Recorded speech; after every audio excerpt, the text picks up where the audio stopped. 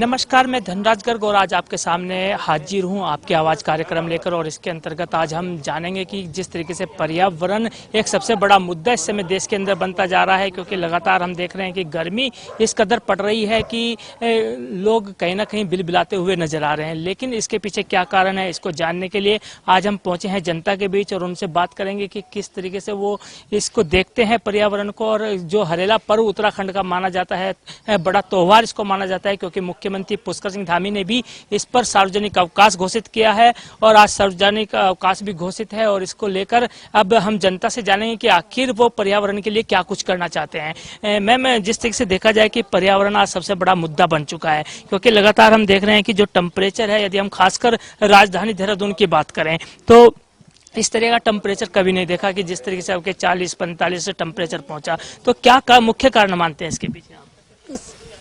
ये कि वृक्ष जितने ज़्यादा कटान हो रहा है तो वो सबसे बड़ा कारण है। पेड़ों को हमें बचाना है तो अब टेम्परेचर हमारा डाउन रहेगा, अच्छा माहौल रहेगा, मौसम अच्छा रहेगा, सब अच्छा रहेगा। तो हमें सबको मिलके एक एक पेड़ भी अगर हम लगाते हैं, इसका प्रयास करते हैं, तो हमारा जलवायु बहुत अच्छी रहने वाली है और हमारा देहरादून फिर से हरा भरा हो जाएगा और जो पहले वाला टेम्परेचर था वो वापस आ जाएगा। बिल्कुल, कहीं ना कहीं पेड़ों का कटान इस समय इस तरीके से हो रहा है कि विकास के नाम पर पेड़ काट दिए जा रहे हैं। तो इसका मुख्य कारण यही है कि कहीं ना कहीं जो टेम्परेचर बढ़ रहा है वो पेड़ों के कटान के कारण बढ़ रहा है। लेकिन मैम, यदि हम बात करें जिस तरीके से टेम्परेचर बढ़ा है, तो क्या इसके पीछे सरकार जिम्मेदार है या फिर कोई और जिम्मेदार है? सरकार की बात तो मैं नहीं कहूँगी। सरकार का भी एक अपना सहयोग है, लेकिन लोगों में ये अवेयरनेस जरूर होनी चाहिए कि जिस पर्यावरण ने हमें पाल पोस कर बड़ा किया और आज हम उन्हीं के एहसान तले हम जिंदा हैं, सांसें ले रहे हैं। उन्होंने हमें इतना सब कुछ दिया है कि अगर हम वापस करना चाहें तो शायद हम किसी भी तरीके से उसे हम वापस नहीं कर सकते हैं। तो एटलीस्ट इतना तो कर सकते हैं कि पौधों को, पेड़ों को हम बचाएं और अपने निजी हितों के लिए, जैसे अपने घर के फर्नीचर्स के लिए, बड़े बड़े मकान को बनाने के लिए, बिल्डिंग्स को बनाने के लिए हम पेड़ों को इतनी बुरी तरह से ना काटें, क्योंकि इन सब के जाने से हमारे मानव का अस्तित्व, हमारे पूरे ब्रह्मांड का अस्तित्व जो है एक खतरे में पड़ जाता है। तो इन सब चीज़ों की अवेयरनेस हमारे समाज में बहुत ज़्यादा ज़रूरी है, क्योंकि ये सिर्फ एक लाभ नहीं है कि हम पौधों को लगाएं, पेड़ों को लगाएं तो उनसे हमें सिर्फ लाभ है। ये हमारा संरक्षण है, ये हमारा जीवन है, यही हमारा सब कुछ है।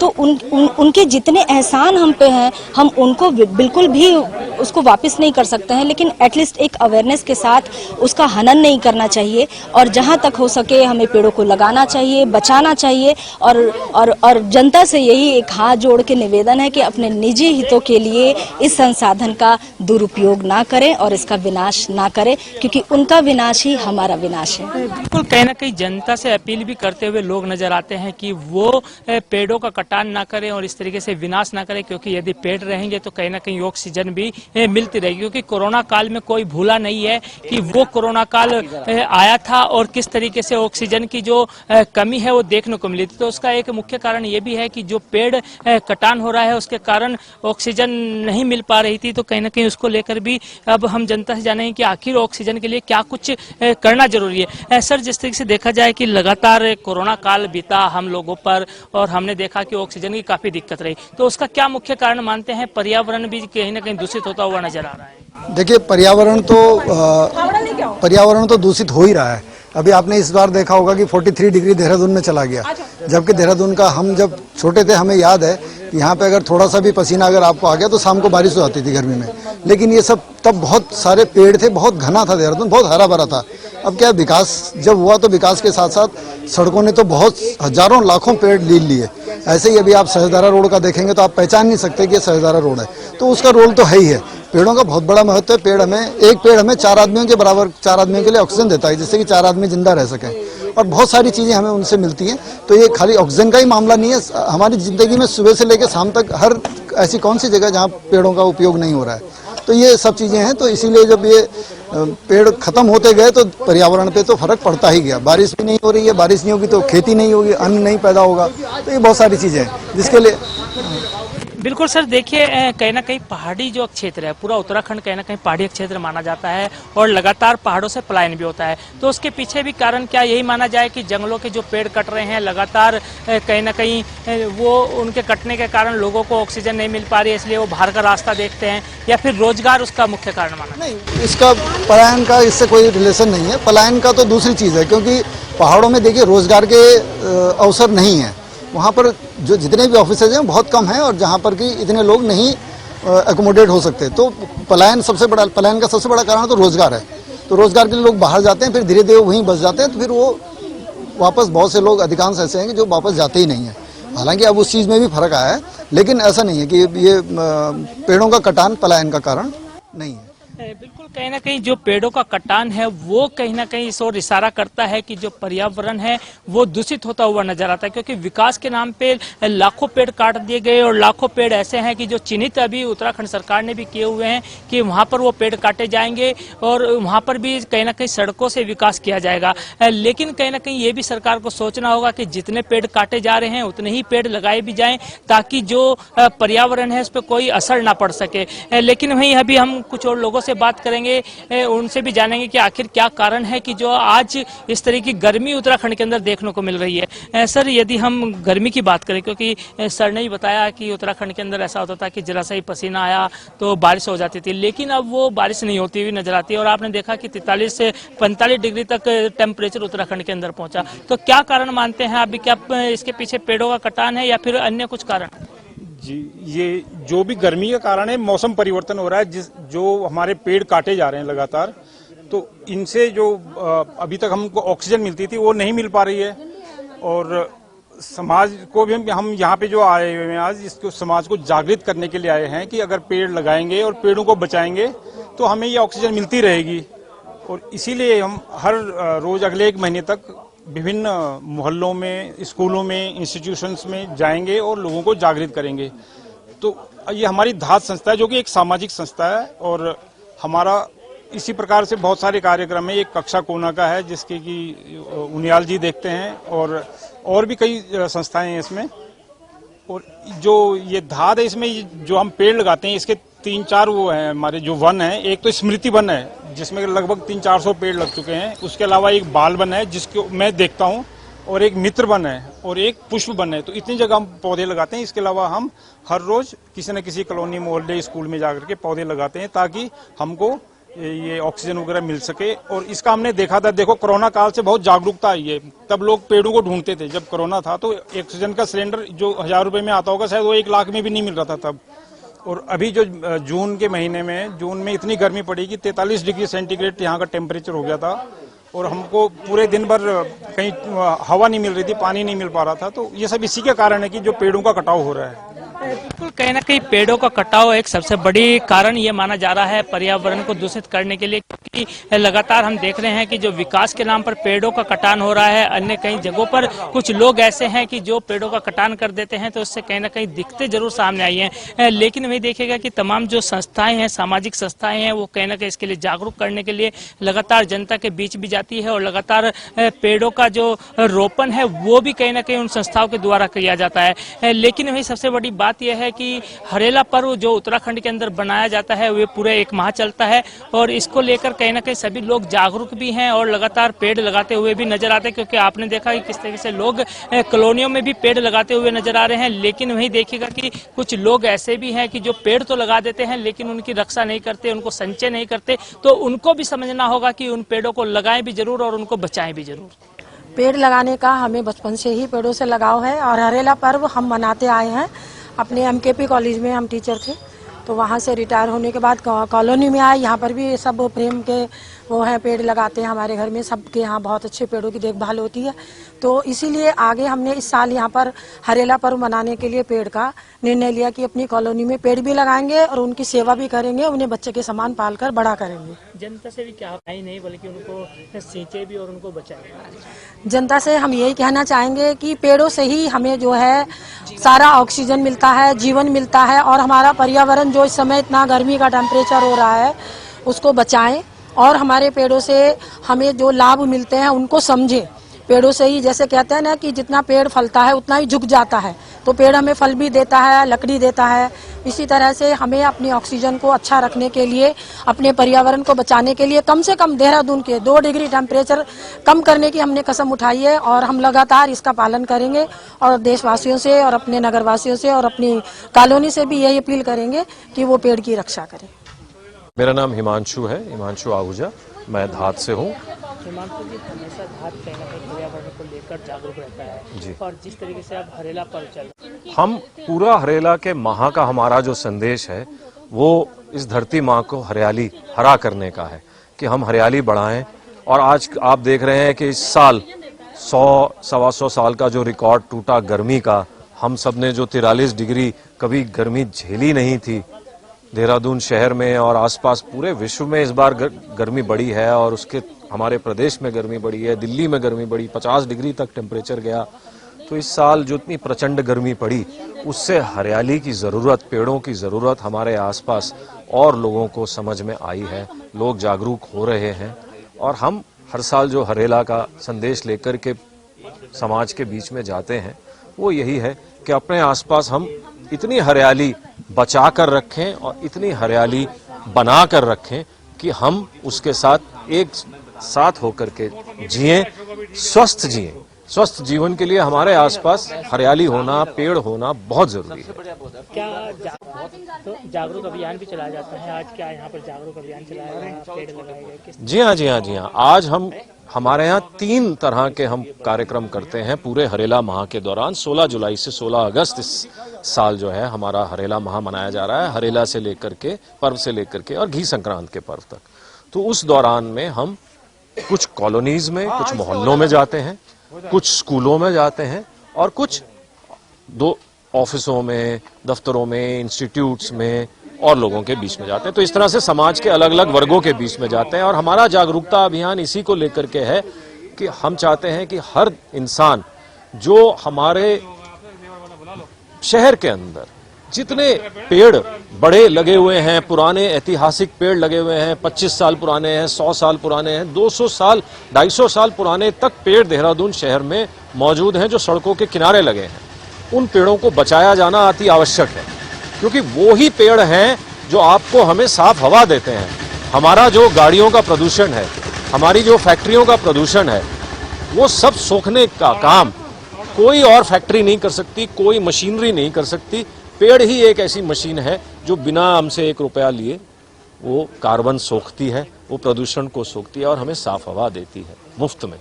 तो वो पेड़ बचाए जाने चाहिए और नए पेड़ ऐसे लगने चाहिए जो हमारे आसपास हों। कोरोना से हम यही सीखे हैं।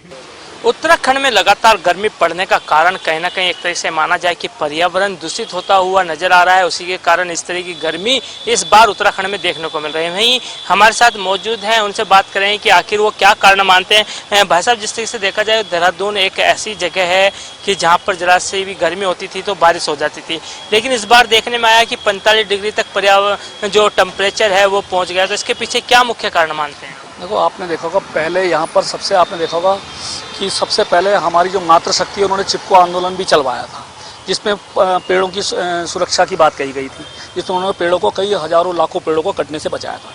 लेकिन अब की आप देखोगे, चाहे वो 4 धाम यात्रा में आपने वो सड़क का देखा होगा, सारे निर्माण हुआ है तो कई हजारों लाखों पेड़ काटे गए हैं। अभी आपने देखा होगा देहरादून के अंदर भी सड़कें जो सी चौड़ी हो रही है, सहजदारा रोड की तरफ भी आप देखोगे पहले हर तरफ जो है पेड़ हुआ करते थे, आम के और अन्य वृक्ष हुआ करते थे, सारे पेड़ काट दिए गए। जबकि आपने देखा होगा कि ये भी एक जो है ये बहुत बड़ा कारण है पर्यावरण का। और जहाँ तक हमारी सरकार ने कुछ वर्षों से जो हरेला पर्व मना रही है, ये एक बहुत अच्छा कार्य है। इस पर हम लोगों भी सहयोग कर रहे हैं, सारे लोग सहयोग कर रहे हैं। लेकिन हमारा कहना है कि जब लाखों वृक्ष हर साल लगाए जा रहे हैं तो उनकी क्या मॉनिटरिंग हो रही है?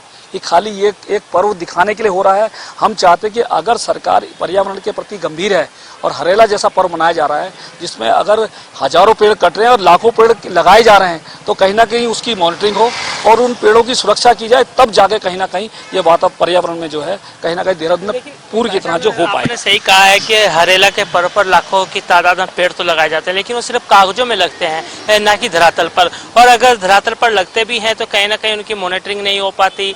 और लगातार आपने देखा होगा कि रिस्पना में भी त्रिवेंद्र सिंह रावत की सरकार में दुनिया भर के पेड़ लगाए गए थे, लेकिन आज एक भी पेड़ वहाँ नहीं है। तो इसके पीछे कारण क्या मानते हैं कि क्या भ्रष्टाचार कहीं पनप रहा है, या फिर यह कहा जाए कि जो पेड़ लगते हैं उनकी देखरेख सही नहीं हो पाती? देखो, ये तो अधिकारियों की भी देखो ये सूझबूझ नहीं है, कहीं ना कहीं बस इसे त्योहार के रूप में ये एक मनाया जाता है, लेकिन ये खाली दिखावापन है ताकि सोशल मीडिया में आ जाए या मीडिया में आ जाए। लेकिन अगर सरकार गंभीर है और अधिकारी गंभीर है तो ऐसी जगह पे वृक्ष लगाने चाहिए जहां से पेड़ों की सुरक्षा भी हो सके और वातावरण भी शुद्ध हो सके। बिल्कुल, कहीं ना कहीं जो पेड़ कट रहे हैं उसी का कारण ये माना जा रहा है कि जो पर्यावरण आज इस तरीके से जो टेम्परेचर है वो बढ़ता हुआ नजर आ रहा है। वो कहीं ना कहीं मुख्य कारण यही है कि जो पेड़ हैं वो लगातार काटे जा रहे हैं, भले ही वो विकास के नाम पर काटे जा रहे हैं। सर, जिस तरीके से देखा जाए कि विकास के नाम पर लाखों पेड़ काट दिए गए, तो क्या लगता है यही कारण है कि आज देहरादून के अंदर भी इस तरह की गर्मी देखने को मिल रही है? मान्यवर, इस देहरादून की धरती पर अमरूद के बाग, लीची के बाग और जो आपका जो बासमती था ना, वो सारा उजाड़ दिया गया। मैं दूसरी बात कहना चाहता हूँ आपसे, ये विकास नहीं है, विनाश है। हमारे लिए उन लोगों ने कहा कि आपको हम ग्रीन बोनस देंगे। इस उत्तराखंड में अगर ये ग्लेशियर बचेंगे तो पूरे विश्व का जो है पर्यावरण बचेगा। उसके लिए उन्होंने कहा कि हम आपको ग्रीन बोनस देंगे। आज तक उन्होंने ग्रीन बोनस हमको नहीं दिया। थुम्बर्ग एक लड़की थी, 15-16 साल की लड़की थी, वो डोनाल्ड ट्रंप से जो है हाथ मिलाने के लिए गई कि कम से कम हम आने वाली जो जनरेशन है उनके लिए तो कम से कम इस धरती को बचा करके रखो। आप लोगों ने तो इसको लूट लिया। उसने उससे हाथ मिलाने से भी मना कर दिया। तो ये जो अंधा डेवलपमेंट है, जो विकास का है, जिसमें प्रॉफिट है, इसमें जनता का हित नहीं है, इसमें उनको पूंजी बनानी है और प्रॉफिट कमाना है। जब तक ये प्रॉफिट ओरिएंटेड वो आपकी इकोनॉमी रहेगी, तब तक ये उत्तराखंड का पर्यावरण, पूरे विश्व का पर्यावरण बच नहीं सकता है। लेकिन सर, जिस तरीके से देखा जाए कि सरकार लगातार प्रत्येक वर्ष हरेला पर्व मनाती है और हरेला पर्व ये एक आई वॉश है। अब आप देखिए, हम भी 2-3 आंदोलनों में शरीक हुए। आपके यहाँ से लेकर के दिल्ली तक की जो है पूरी सड़क बनाएगी, कितने हजारों पेड़ काट दिए गए। मैंने एक हरेला घर में लगा दिया। ये तो हमारे यहाँ परंपरा थी गढ़वाल के अंदर कि हम लोग जो हैं इस सावन के दिन में कोई ना कोई पौधा रोपते थे। ये आई वॉश है, पर्यावरण के नाम पे लोगों का ध्यान डाइवर्ट करना है। जिस तरह पे हम हरेला लगा रहे होते हैं, उस टाइम पे हजारों पेड़ कट रहे होते हैं साथ साथ, और कोई भी पेड़ को बचाने के लिए जाता नहीं है। लेकिन अब जनता जागरूक हुई है और इसके लिए जो यहाँ की जनता है वही जिम्मेदार है, क्योंकि वो जिनको वोट देती है वो कॉन्ट्रैक्टर होते हैं, वो जंगल काटने वाले होते हैं, वो खनन माफिया वाले होते हैं, वो उन्हें पुल का निर्माण करना होता है, उन्होंने टनल का निर्माण करना होता है। उनका काम ही यही होता है और वही जो राजनेता होते हैं वही इनको पाल सकते हैं। जनता के फायदे के लिए कभी भी न गंगा साफ हुई है न होगी। गंगा का आचमन करने लायक नहीं रहा। और आज जो है खुद जो है उमा भारती ने कहा है, जितने भी पर्यावरणविद हैं सबको मैनेज किया जा सकता है, दे कैन बी ब्राइब, समझ गए। और तमाम जो पर्यावरणविद हैं, किसी को पद्मश्री मिला हुआ है, किसी को पद्म विभूषण मिला हुआ है, वो उसका अपना जो है अपना एंजॉय कर रहे हैं। सफेद वो हरा साफा बांध लिया और लोगों को बेवकूफ बना रहे हैं कि पर्यावरण। हमारे यहाँ पूरे विश्व में इतने पर्यावरणविद नहीं होंगे जितने उत्तराखंड के अंदर पर्यावरणविद हैं। हालत आपके सामने है। और पूछिए, हमारे यहाँ एक डॉक्टर नित्यानंद हुआ करते थे टीबीएस में, वो ज्योग्राफी पढ़ाते थे। वो कहते थे जो हिमालय है ये 3rd पोल है, एक नॉर्थ पोल है, एक साउथ पोल है, जहाँ पे आइस जमा होती है। और दुनिया में अगर पानी जब सब जगह खत्म हो जाएगा तब भी हमारे हिमालय में पानी रहेगा। लेकिन ये विकास की अंधी दौड़ इस 3rd पोल को समाप्त करके ही दम लेगा। बिल्कुल, कहीं ना कहीं लोगों का यही मानना है कि जिस तरीके से विकास के नाम पर लाखों पेड़ काट दिए जा रहे हैं, ये विकास नहीं बल्कि विनाश है। क्योंकि आज हम देख रहे हैं कि टेम्परेचर किस कदर बढ़ता हुआ नजर आ रहा है। हालांकि उत्तराखंड के अंदर तमाम क्षेत्रों में, पहाड़ी क्षेत्रों में बारिश हो रही है और बारिश से भी कहीं ना कहीं विनाश होता हुआ नजर आ रहा है। लेकिन वही पर्यावरण की यदि हम यहाँ पर बात करें तो कहीं ना कहीं आज पर्यावरण दूषित हुआ है और जिसको देखते हुए कहीं ना कहीं अब उत्तराखंड वासियों को ही नहीं बल्कि पूरे देश को इसकी मार झेलनी पड़ रही है। और लगातार मार झेलते हुए आप देख रहे होंगे कि लगातार जो टेम्परेचर है वो 45 डिग्री तक पहुंच जा रहा है। हालांकि कभी का समय था कि जो टेम्परेचर है देहरादून की यदि हम खासकर बात करें वो 25 से ऊपर नहीं जाता था, लेकिन अब 45 तक पहुंचता है। तो इसके पीछे जो जिम्मेदार है वो सीधी सीधी सरकार को जिम्मेदार ठहराया गया है। और सरकार के साथ साथ जनता भी कहीं ना कहीं उसमें जिम्मेदार जरूर है, क्योंकि वो सरकार को चुनते हैं और सरकार को चुनने में उनकी भागीदारी होती है। एक वोट ऐसा अधिकार है कि जिससे सरकार चुनी जाती है और ये कहीं ना कहीं जनता उस अधिकार का प्रयोग करते हुए सरकार को चुनती है। और आप देखेगा कि कहीं ना कहीं उसके पीछे जो जनता की जिम्मेदारी ठहराई है, आपने सुना कि जनता को उन्होंने जिम्मेदार बताया है। इसके पीछे ये भी कारण है क्योंकि उत्तराखंड के अंदर लगातार हरेला पर्व मनाया जाता है, लेकिन सिर्फ ये सोशल मीडिया या फिर मीडिया में आने के लिए ही हरेला पर्व मनाया जाता है। पेड़ लगाए जाते हैं और उसके बाद उसकी देख रेख करने वाला कोई नहीं होता है। तो आपने सुना कि लोग किस तरीके से पर्यावरण को देखते हैं, क्योंकि उत्तराखंड का जो पर्यावरण है वो कहीं ना कहीं बिगड़ता हुआ नजर आ रहा है। टेम्परेचर की हमने बात की, आपने सभी लोगों को सुना कि किस तरीके से वो मानते हैं कि इस टेम्परेचर बढ़ने के पीछे क्या कारण है और किसको जिम्मेदार ठहराया, क्योंकि सीधा सीधा सरकार को भी जिम्मेदार ठहराया गया है।